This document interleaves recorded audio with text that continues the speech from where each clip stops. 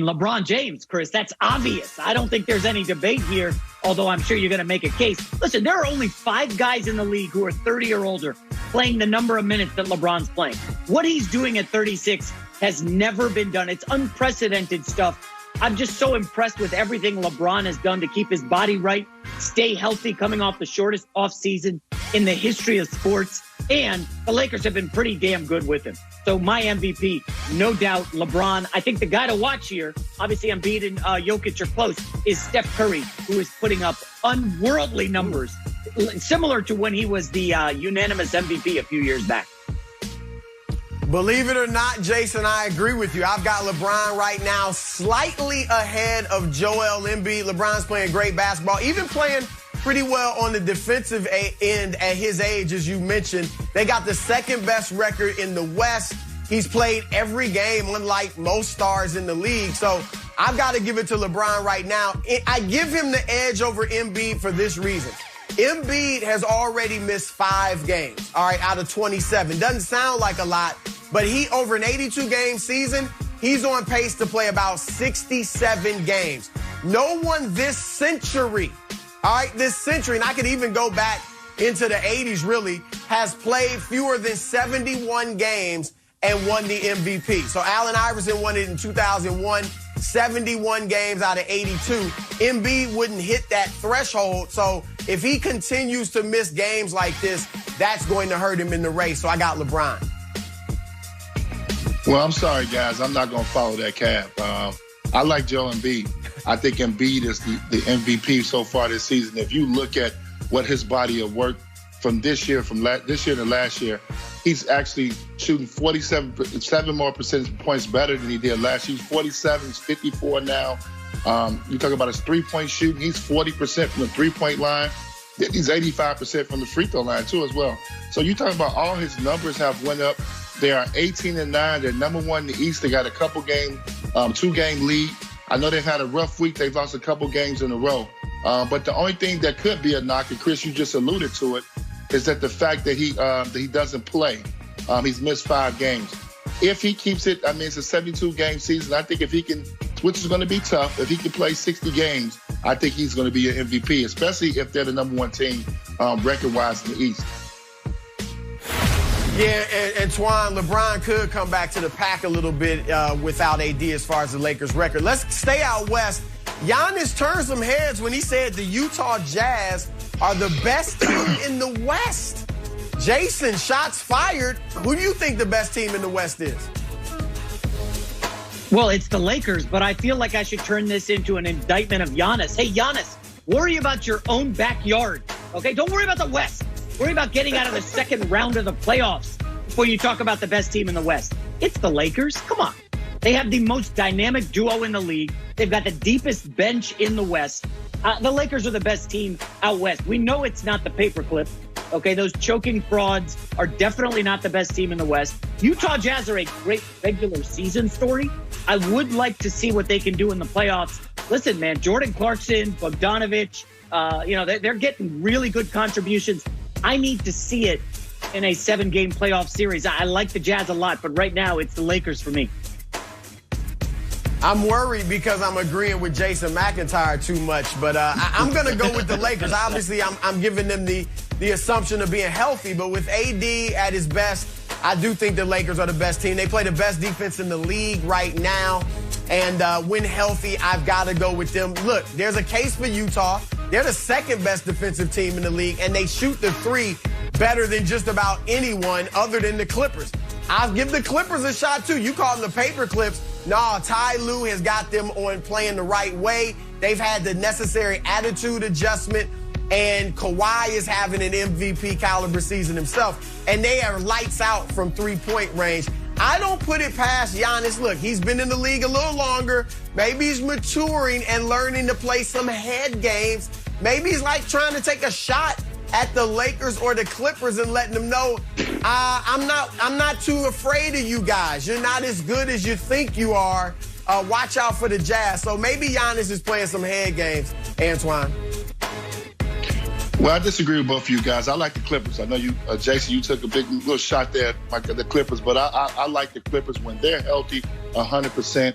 When Pat Beverly's in the lineup, I think they're the best team in the West. They got 3 guys that can defend at a very, very high level. Paul George just came back on a vengeance. Then when you think about Kawhi Leonard and the year he's having, MVP-type season. But you got to look at the addition. I think Nicholas Batum gives them balance. Then you come off the bench with Lou Williams and Morris. They got a balanced team from top to bottom. They're going to be very difficult to beat come playoff. And T. Lue has them in the right frame of mind. I got sold when Kawhi Leonard, I think he busted his mouth, his nose up, and he did not take a long period of rest. He came right back and got in the lineup. It seems like a guy that's on a mission. He's ready to play. We're not talking load management this year. I like the Clippers, and I think T. Lue is the difference. He's got these guys tough-minded, and they improved their roster. All right, let's go to the East. After Saturday's showdown, Draymond Green said the Nets are the team to beat in the East. A lot of people feel that way. But, Jason, if the Nets are the team to beat out East, then who is the team most likely to challenge them to get to the finals?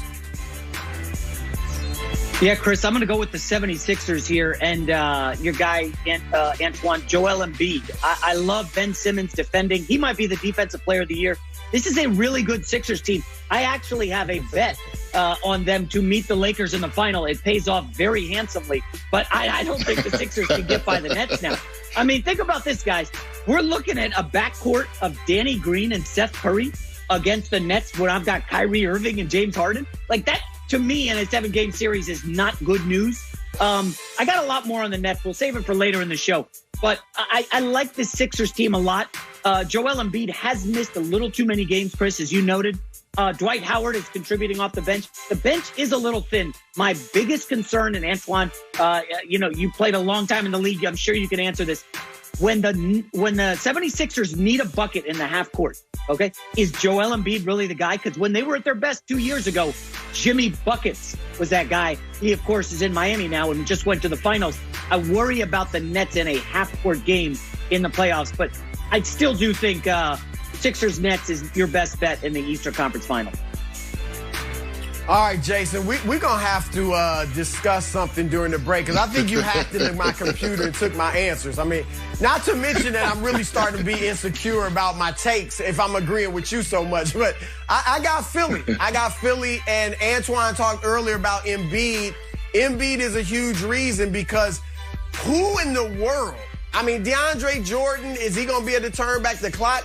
If not, who in the world is stopping Embiid down low? Antoine, I don't know if you agree with this or not. I get it. Embiid is playing in the post more than ever, okay? But you watch him, his post-ups tend to be 12 to 15 feet from the basket. He's not even on the block. And then he faces up immediately. Now, his mid-range shot is butter. His mid-range shot is awesome. I mean, I haven't seen a big man, including Patrick Ewing, that shot the mid-range like this. He's doing this year.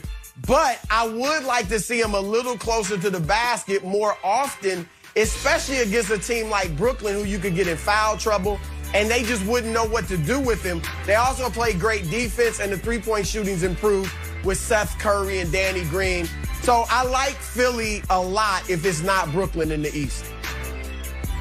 Well, I still like Milwaukee. It's tough for me not to still pick Milwaukee with the additions that they made in the offseason with Holiday and Bobby Portis and Forbes. Those guys, they extended their bench, got him some more scoring. We know Giannis has some deficiencies on the offensive end, especially when it comes to playoff time with extending his range and posting up. But you got some other guys now who can ease the load for him so he can focus in on doing the other things that he's great at. Giannis can be an unbelievable defensive player. You can go back to doing that. He's a guy you can put on Durant. Harden, you can put on multiple people. You got Brook Lopez. You got a legitimate a big man that's in the side. So I like Milwaukee. They should have a little pride after getting tossed last year in the playoffs. They should have a little fire in them. So I'm gonna still stay with the Bucks. It's the one team that can get by them. And the game they played early this year was the most entertaining game I've seen so far. All right, some teams have struggled out of the gate that we thought would be serious playoff contenders. Jason, a dark horse team to win the title this season is who? I'm going to go with the Boston Celtics here. This is a great buy low opportunity for everybody out there.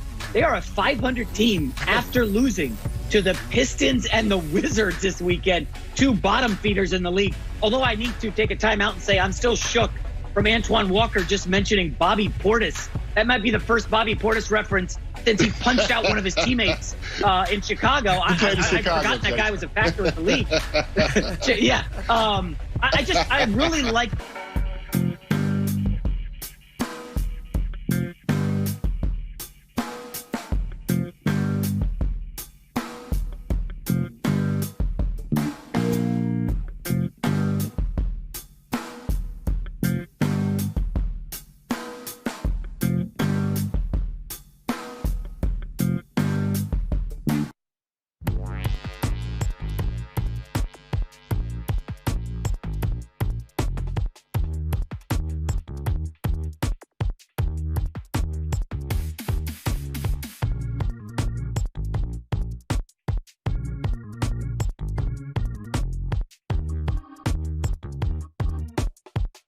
Team in the West. They got three guys that can defend at a very, very high level. Paul George just came back on a vengeance. Then when you think